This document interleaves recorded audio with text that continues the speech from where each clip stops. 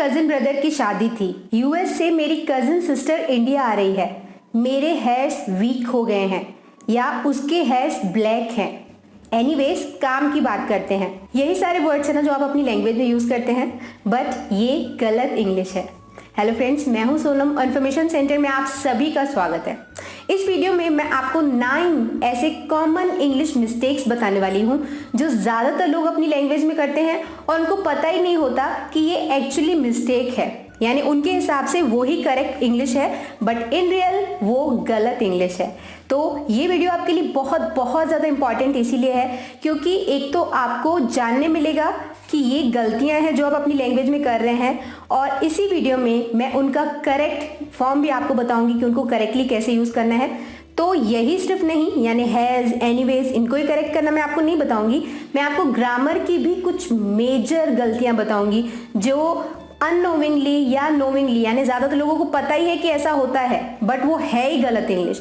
तो इस वीडियो में मैं आपको ऐसे भी टॉपिक्स कुछ क्लियर करूंगी जो बहुत ज्यादा कंफ्यूजिंग है और ज्यादातर लोग अपनी लैंग्वेज में गलत बोलते हैं। तो चलिए वीडियो में आगे बढ़ते हैं, देखते हैं कि 9 इंग्लिश की ऐसी कौन सी गलतियां हैं जो शायद आप भी अपनी लैंग्वेज में कर रहे हैं।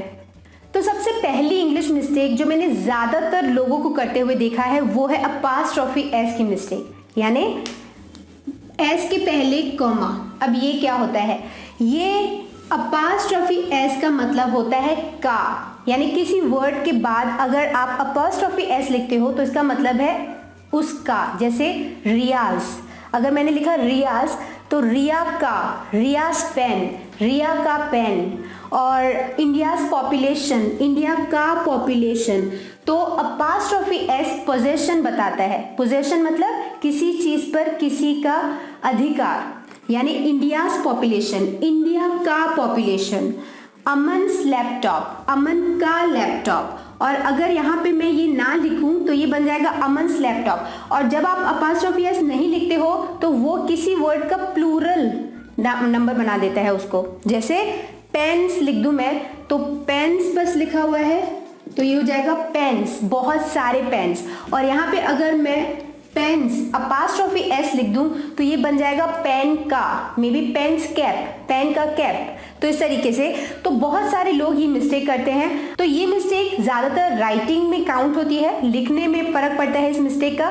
बट ये मिस्टेक आपको बताना इसलिए बहुत ज्यादा जरूरी है क्योंकि सोशल मीडिया का जमाना है, हर कोई सोशल मीडिया पर है और फोटोज डालना, वीडियोज डालना वहां पे बहुत कॉमन है। तो ज्यादातर लोगों को जो मैंने मिस्टेक करते हुए देखी है वो ये है, वो जैसे लिखेंगे अगर अपने सन की यानी अपने बेटे की बर्थडे पार्टी के फोटोज या कुछ भी डालेंगे तो वो लिखेंगे माय सन्स बर्थडे पार्टी। तो माय सन्स बर्थडे पार्टी गलत है, मेरे बेटे की बर्थडे पार्टी। तो यहाँ पर अपास्ट्रोफी एस होना चाहिए, मेरे बेटे की birthday party.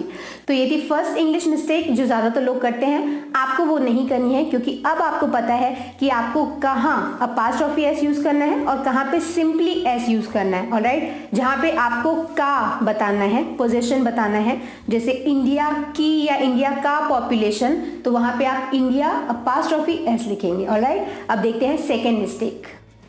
Second English mistake जो ज्यादातर लोग करते हैं इंग्लिश में वो है आईएनजी के यूज में। जहां पे आईएनजी आना चाहिए वहां आईएनजी वो नहीं लगाते हैं, और जहां आईएनजी नहीं लगना चाहिए वहां वो हर जगह वर्ब में आईएनजी लगा देते हैं। जैसे मैंने ज्यादातर मुझे जो कमेंट्स रिसीव होते हैं वो उनमें जो मिस्टेक होती है वो इस तरीके की होती है, जैसे you are teach good, you are teach good, ये गलत इंग्लिश है। जैसे यू ऑलवेज हेल्पिंग मी, तो यहाँ पे आईएनजी नहीं लगना चाहिए हेल्प में, बट वहां पे लगा हुआ है। तो कहाँ पे आईएनजी लगेगा, कहाँ आईएनजी नहीं लगेगा, वो जानने के लिए आपको प्रेजेंट कॉन्टिन्यूअस टेंस बहुत अच्छे से सीखना पड़ेगा, ये उसी का पार्ट है। ऑलराइट, बट अभी मैं आपको ओवरव्यू दे देती हूँ, जैसे अगर आपको थोड़ी बहुत इंग्लिश बनती है तो आप समझ जाएंगे कि मैं आपको क्या समझाना चाह रही हूँ।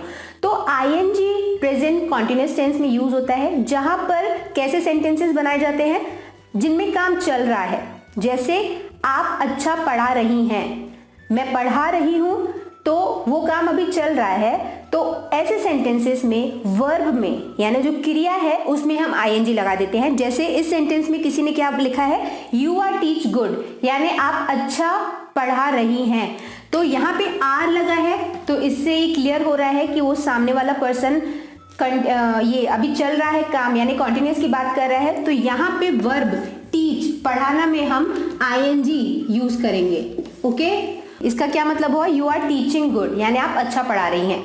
तो प्रेजेंट कॉन्टिन्यूअस टेंस का बहुत सिंपल सा फॉर्मूला है। सबसे पहले आप सब्जेक्ट लगाते हैं, फिर आप हेल्पिंग वर्ब लगाते हैं, इज, एम, आर। इन तीनों में से कोई भी हेल्पिंग वर्ब लगता है सब्जेक्ट पर बेस्ड, जैसा सब्जेक्ट वैसा helping verb.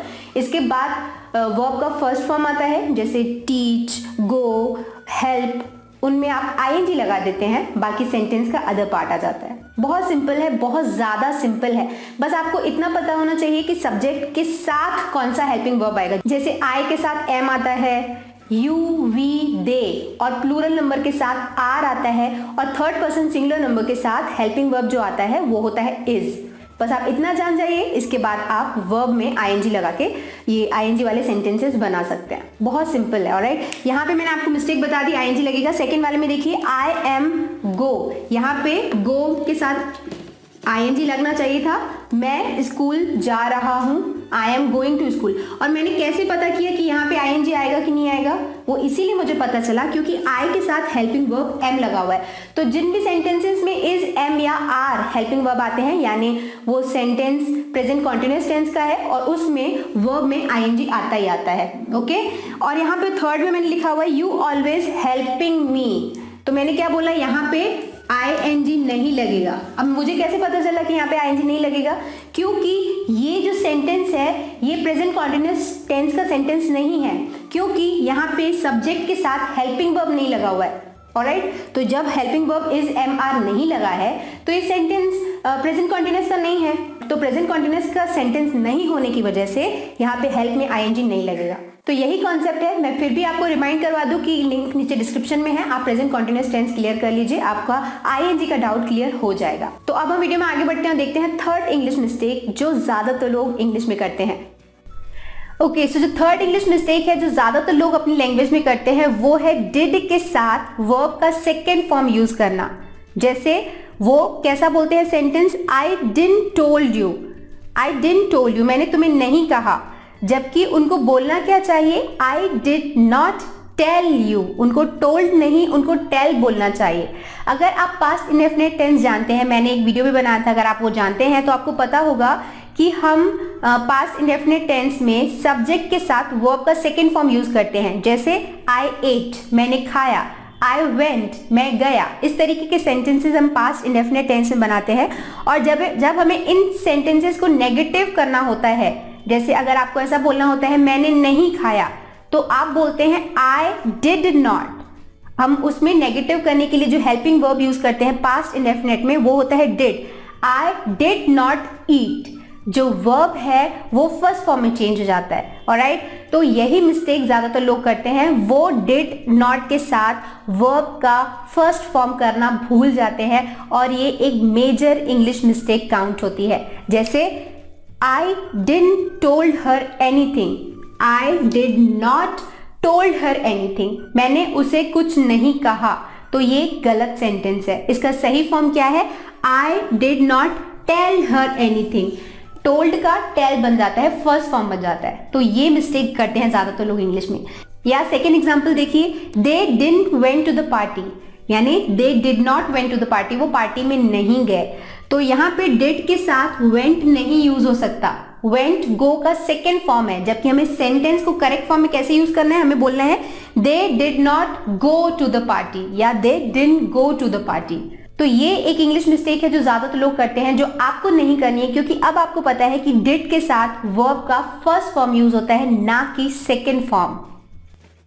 Fourth English mistake जो ज्यादातर लोग इंग्लिश में करते हैं वो है डू या डज का यूज। जहां उनको डू यूज करना है वो डज लगा देते हैं, जहां डज लगना चाहिए वहां उनका डू आ जाता है। तो डू एंड डज का कॉन्सेप्ट आप कहां से सीखेंगे और कहां डू डज लगना चाहिए वो मैं आपको बताती हूँ। डू और डज प्रेजेंट इंडेफिनिट टेंस का पार्ट है। ये हेल्पिंग वर्ब्स हैं, सब्जेक्ट पर डिपेंड करते हैं कि किस सब्जेक्ट के साथ डू लगेगा, किस सब्जेक्ट के साथ डज लगेगा। वो जानने के लिए आपको प्रेजेंट इंडेफिनिट टेंस बनना चाहिए, जो कि मैं आपको एक वीडियो में बता चुकी हूं। अगर आप मेरे व्यूअर हैं, अगर आप इन्फॉर्मेशन सेंटर के सब्सक्राइबर हैं, तो आपको पता होगा कि कहाँ डू लगना चाहिए, कहाँ डज लगना चाहिए। बट अगर आपको नहीं पता तो मैं आपको ओवरव्यू दे देती हूँ कि कहाँ डू कहाँ डज लगना चाहिए। तो देखिए, डू या डज प्रेजेंट इंडेफिनिट टेंस के हेल्पिंग वर्ब्स है। वो डिपेंड करता है जैसा सब्जेक्ट वैसा हेल्पिंग वर्ब। तो अगर आपके सब्जेक्ट्स हैं आई, वी, यू, दे या प्लूरल नंबर तो आप डू लगाएंगे, और अगर आपके सब्जेक्ट्स ही, शी, इट, कोई भी नाम या फिर सिंगुलर नंबर है तब आप वहां डज यूज करते हैं। तो इन शॉर्ट आप किसी भी थर्ड पर्सन सिंगुलर नंबर के साथ डज यूज करते हैं, बाकी सबके साथ डू आता है। तो देखिए, ही don't like me, he don't like me, ये एक गलत सेंटेंस है। ज्यादातर लोग ऐसा बोलते हैं ना, ही डोंट लाइक मी, तो ये गलत सेंटेंस है। उनको ही के साथ कौन सा हेल्पिंग वर्ब यूज करना चाहिए? डज, क्योंकि ये थर्ड पर्सन सिंगुलर नंबर है।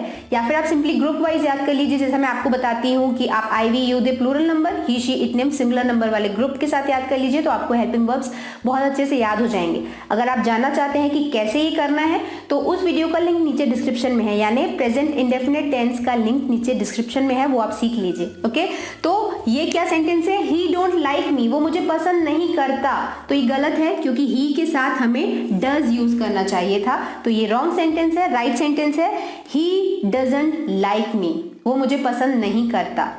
सेकेंड एग्जाम्पल देखिए, दे doesn't understand, they doesn't understand, वो नहीं समझते हैं। तो दे के साथ कौन सा हेल्पिंग वर्ब यूज होना चाहिए? I, we, you, they plural number, इनके साथ हम हमेशा डू का यूज करते हैं, तो यहाँ पे डज लगा हुआ है, तो ये एक गलत सेंटेंस है।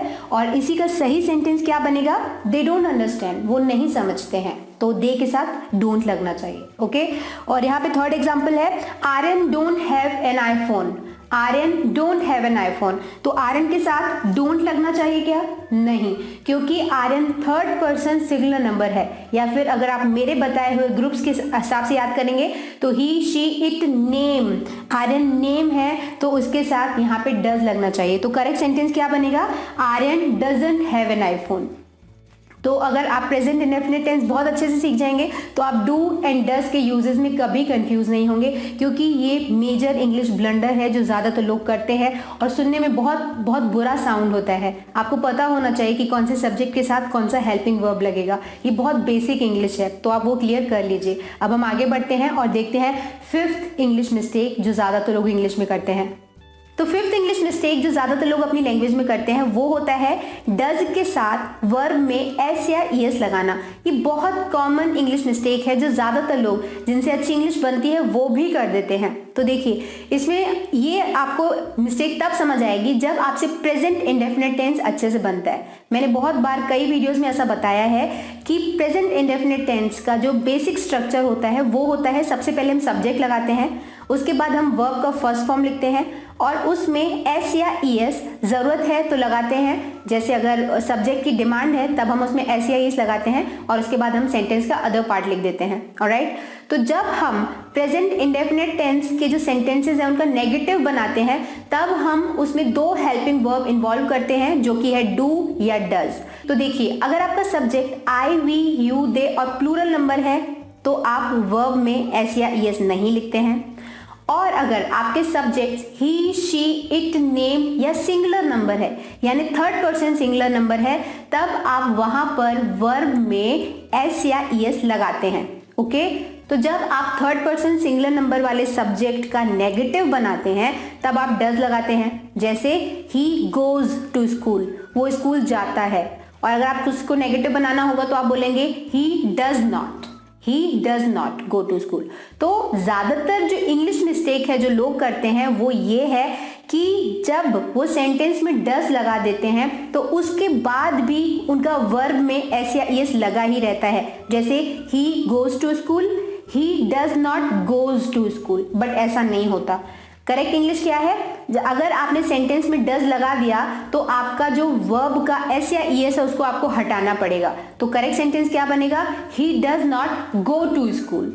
आई थिंक आपको समझ में आ रहा है। आपको ये कॉन्सेप्ट तभी समझ में आएगा जब आपको पता है कि एस या ईएस कहाँ लगाना है, यानी प्रेजेंट इंडेफिनिट टेंस कैसे होता है, उनके नेगेटिव कैसे बनते, तभी आपको ये मिस्टेक समझ आएगी। अगर आपको प्रेजेंट इंडेफिनिट टेंस नहीं बनता है तो आई वुड सजेस्ट कि आप सीख लीजिए, नहीं तो आप इंग्लिश नहीं सीख पाएंगे। ओके, तो देखिए मैंने यहाँ पे कुछ एग्जाम्पल्स लिखे हुए हैं। She doesn't likes me, she does not likes me, तो शी के साथ डज लगा हुआ है और इसका नेगेटिव है तो शी डजंट लाइक्स मी। ये रॉन्ग सेंटेंस है बिकॉज लाइक में एस या ईएस नहीं लगेगा क्योंकि यहाँ पे हमने डज लगा दिया है। अगर ये अफर्मेटिव होता तो ये सेंटेंस सही है। शी लाइक्स मी, वो मुझे पसंद करती है, ये सही था।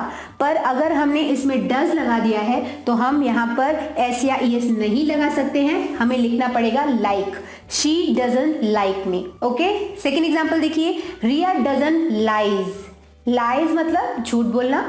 रिया डजंट लाइज, तो रिया के साथ डज लग गया है तो यहाँ पे एस या ईएस नहीं लगना चाहिए था। करेक्ट सेंटेंस क्या बनेगा? रिया डजंट लाई। अगर ये नहीं होता तो रिया लाइज सही था, रिया झूठ बोलती है। बट अगर हमने यहाँ पे डज लगा दिया है तो यहाँ पे लाई हो जाएगा, एस या ईएस हट जाएगा। Okay, next example, does Prateek goes to school. ये इंट्रोगेटिव सेंटेंस है कि क्या प्रतीक स्कूल जाता है, तो क्योंकि यहाँ पे डज आ चुका है तो इधर एस या ईएस नहीं लगेगा। करेक्ट सेंटेंस क्या बनेगा? Does Prateek go to school. I think ये समझ में आ गया आपको कॉन्सेप्ट। अगर नहीं आया तो आई विल से कि आप एक बार मेरा प्रेजेंट इंडेफिनिट टेंस वाला वीडियो देख लीजिए, फिर आपको ये कॉन्सेप्ट हमेशा के लिए समझ में आ जाएगा। तो अब हम आगे बढ़ते हैं और देखते हैं सिक्स्थ इंग्लिश मिस्टेक जो ज्यादातर इंडियंस अपनी लैंग्वेज में करते हैं। तो सिक्स्थ इंग्लिश मिस्टेक जो ज्यादातर लोग बहुत कॉमनली बहुत अच्छे से कर लेते हैं वो है हेयर को हैर्स बुलाना। जैसे अगर कोई बोलना चाहेगा कि उसके बाल काले हैं तो वो कैसा सेंटेंस यूज करेंगे? वो बोलेंगे हर हेयर्स आर ब्लैक, उसके बाल काले हैं। जबकि करेक्ट सेंटेंस क्या होगा? हर हेयर इज ब्लैक। यहाँ पे हेयर्स नहीं बोलना चाहिए, हमें हेयर बोलना चाहिए। हेयर यानी बाल, और बाल एक काउंटेबल नाउन भी है और अनकाउंटेबल नाउन भी है। बट जब आप एज अ होल बालों की बात करते हैं तब आप प्लूरल नंबर नहीं यूज करते हैं, आप हेयर बोलते हैं। हेयर का मतलब होता है एज अ होल यानी सारे बाल। तो कैसा बोलना चाहिए sentence? Her hair is black, उसके बाल काले हैं, ना कि her hairs are black. Second example, जैसे अगर कोई बोलना चाहेगा कि उसके सफेद बाल है तो वो कैसा सेंटेंस बोलेंगे? ही has white hairs. He has white hairs, उसके सफेद बाल हैं। जबकि हमें हेयर्स तो बोलना ही नहीं है, तो हमें बोलना चाहिए sentence he has white hair, उसके सफेद बाल हैं। तो जब भी आपको पूरे बालों की बात करनी है तब आप हेयर बोलते हैं, हेयर्स नहीं। तो सेवेंथ इंग्लिश मिस्टेक जो ज्यादातर लोग करते हैं वो है एनीवे एंड एनीवेज के बीच में। एनीवे का यूज आई थिंक आपको पता होगा बोलने के लिए कि चाहे जैसे भी, या फिर हम एक टॉपिक से दूसरे टॉपिक में स्विच करते टाइम एनीवे वर्ड का यूज करते हैं। तो ज्यादातर लोगों को लगता है कि एनीवे हम बोले या एनीवेज बोले दोनों सेम है, बट ऐसा नहीं है। एनीवेज गलत है, एनीवे करेक्ट वर्ड है जो आपको यूज करना चाहिए। जैसे अगर आप इस तरीके का सेंटेंस बोलना चाहें कि मैं कैसे भी इसे कर लूंगा, या मुझे इसे करना ही चाहिए चाहे जैसे भी, है ना, तो आपको बोलना चाहिए I must do it any way. I must do it में यानी मुझे ये करना ही चाहिए चाहे जैसे भी, एनी वे। बट अननोइंगली लोग कैसा वर्ड यूज करते हैं? I must do it any ways, है ना, बट ये गलत है। या सेकेंड एग्जाम्पल, बहुत सारे लोग ऐसा बोलते हैं एनीवेज चलो काम पे वापस चलते हैं, एनीवेज आज का दिन तो अच्छा गया। तो एनीवेज वर्ड ही गलत है। एनीवेज आपको बोलना ही नहीं है, आपको बोलना है एनीवे। जैसे anyways let's get back to work, चलो काम पे वापस चलते हैं, तो एनीवेज नहीं होगा, आपको बोलना है anyway let's get back to work, चलो काम पर वापस चलते हैं। यानी एक टॉपिक से हम दूसरे टॉपिक पर स्विच करते टाइम एनीवे वर्ड का यूज करते हैं। तो ये भी एक बहुत कॉमन इंग्लिश एरर है जो बहुत सारे लोग करते हैं कमिट अनजाने में। तो आपको ये गलती नहीं करनी है, क्योंकि अब आपको पता है कि एनीवे एंड एनीवेज अलग अलग वर्ड्स हैं। एनीवे सही वर्ड है, एनीवेज गलत वर्ड है। तो अब हम वीडियो में आगे बढ़ते हैं और देखते हैं 8th कॉमन इंग्लिश मिस्टेक जो बहुत सारे लोग अपनी लैंग्वेज में करते हैं, इनफैक्ट बहुत सारे लोग करते हैं। वो है using brother and sister with cousin. यानी अगर कोई बोलना चाहेगा कि मेरे कज़न की शादी हो रही है, यानी मेरे मामा के बेटे या चाचा के बेटे की शादी हो रही है, तो वो बोलते हैं my cousin brother is getting married. Cousin brother, जबकि कज़न का मतलब ही होता है चचेरा भाई या ममेरा भाई, चचेरी बहन या ममेरी बहन। चचेरी मतलब चाचा का बेटा या बेटी जो कि आपके कज़न्स हैं, या मामा का बेटा या बेटी जो कि आपके कज़न्स हैं। तो जब कज़न का मतलब ही चाचा का बेटा यानी आपका चचेरा भाई है या चचेरी बहन है, तो उसके साथ फिर सिस्टर या ब्रदर क्यों यूज़ करना? ऑलराइट, तो जैसे ज़्यादातर लोग अगर ऐसा बोलना चाहते हैं कि मेरे चाचा की बेटी बहुत क्यूट है, तो वो बोलते हैं my cousin sister is cute, जो कि गलत है। आपको बोलना है my cousin is cute. My cousin is cute मतलब मेरे चाचा की बेटी या चाचा का बेटा क्यूट है। ओके। सेकंड, ज्यादा तो लोग ऐसा बोलते हैं my cousin sister is getting married, यानी मेरे कजिन सिस्टर की शादी हो रही है, बट कजिन सिस्टर कोई वर्ड ही नहीं है, आपको सिंपली बोलना है my cousin is getting married. Cousin मतलब चाचा की बेटी या चाचा का बेटे की शादी हो रही है, तो आपको बोलना है my cousin is getting married, ना कि my cousin sister is getting married. तो नाइन्थ और आज की लास्ट इंग्लिश मिस्टेक जो बहुत सारे लोगों को कंफ्यूज करके रखती है वो है पीपल और पीपल्स के बीच में। मैं आपको बता दूं कि पीपल का मतलब होता है लोग, यानी बहुत सारे लोग, और अगर आप एक व्यक्ति की बात करते हैं तब आप बोलते हैं पर्सन। तो जब आप बहुत सारे लोगों की बात करते हैं तब आप पीपल बोलते हैं, उसके लिए आपको और प्लूरल उसको बनाने की जरूरत नहीं है। पीपल ऑलरेडी एक प्लूरल नाउन है, तो जब आप बहुत सारे लोगों की बात करते हैं तब आपको पीपल बोलना है, ना कि पीपल्स। ओके, तो यही बात बहुत सारे लोगों को कंफ्यूज रखती है और बहुत सारे लोग इसमें मिस्टेक कर देते हैं। तो जैसे अगर आपको सेंटेंस बोलना हो कि पार्टी में बहुत सारे लोग थे, तो बहुत सारे लोग इसको कैसे ट्रांसलेट करेंगे, वो बोलेंगे there were lots of peoples in the party, जो कि गलत है। आपको बोलना चाहिए there were lots of people in the party, उसमें आपको एस या ईएस लगाने की जरूरत नहीं है। ओके, इसी मिस्टेक पर सेकेंड एग्जाम्पल देखिए। जैसे अगर आप बोलना चाहें कि लोग नहीं समझते हैं, तो जिनको इंग्लिश में कंफ्यूजन है, पीपल्स वाला कंफ्यूजन है, वो बोलेंगे peoples don't understand. Peoples don't understand, लोग नहीं समझते हैं, बट करेक्ट क्या होना चाहिए सेंटेंस? करेक्ट सेंटेंस है पीपल डोंट अंडरस्टैंड, हमें उसमें एस या ईएस लगाने की जरूरत नहीं है। सो ये थी 9 कॉमन इंग्लिश मिस्टेक्स जो लगभग बहुत सारे मीडियम टू बेसिक इंग्लिश वाले करते हैं। मैंने इस वीडियो में आपको 9 मिस्टेक्स बताई, तो इसका मतलब ये बिल्कुल भी नहीं है कि यही बस मिस्टेक्स हैं जो लोग अपनी लैंग्वेज में करते हैं, इंग्लिश में करते हैं। इसके अलावा भी बहुत सारे कॉमन इंग्लिश एरर्स होते हैं, कॉमन इंग्लिश मिस्टेक्स होती हैं जो हो जाती हैं, लोग करते हैं जाने अनजाने में। बट मैंने इस वीडियो में वही टॉपिक्स पिक किए जो मैंने अपने आसपास ज़्यादातर लोगों को मिस्टेक्स करते हुए देखी हैं। आप कमेंट्स करते हैं तो उनमें भी यही सारी मिस्टेक्स होती हैं, तो मुझे लगा एक बार इन मिस्टेक्स को करेक्ट करना तो बनता है। तो ये वीडियो यहीं तक था। मुझे उम्मीद है इस वीडियो में से कुछ ना कुछ आपने नया सीखा होगा। मे बी ऐसी कुछ मिस्टेक्स हो जो आप भी कर रहे हो, इस वीडियो को देखकर आपने करेक्ट की हो। अगर ऐसा है तो एक लाइक जरूर करिएगा वीडियो को और शेयर जरूर करिएगा। हो सकता है और भी ऐसे लोग हो जिनको ऐसे इंग्लिश एरर करेक्शन वाले वीडियोस की जरूरत हो या इंग्लिश सीखने की जरूरत हो, तो उनके साथ वीडियो को शेयर जरूर करिएगा। ओके, तो चलिए फिलहाल इस वीडियो को एंड करते हैं। बट एक बार मैं आपको रिमाइंड करवा दूं कि अगर आप पहली बार इस चैनल पर आए हैं और आप ऐसी वीडियोस देखना चाहते हैं, आप इंग्लिश सीखना चाहते हैं, तो इन्फॉर्मेशन सेंटर को सब्सक्राइब जरूर करिएगा। उसके लिए सिंपली आपको नीचे जो सब्सक्राइब बटन है उसको टच करना है और उसके बाजू में जो बेल आइकन है उसको आपको टच कर देना है।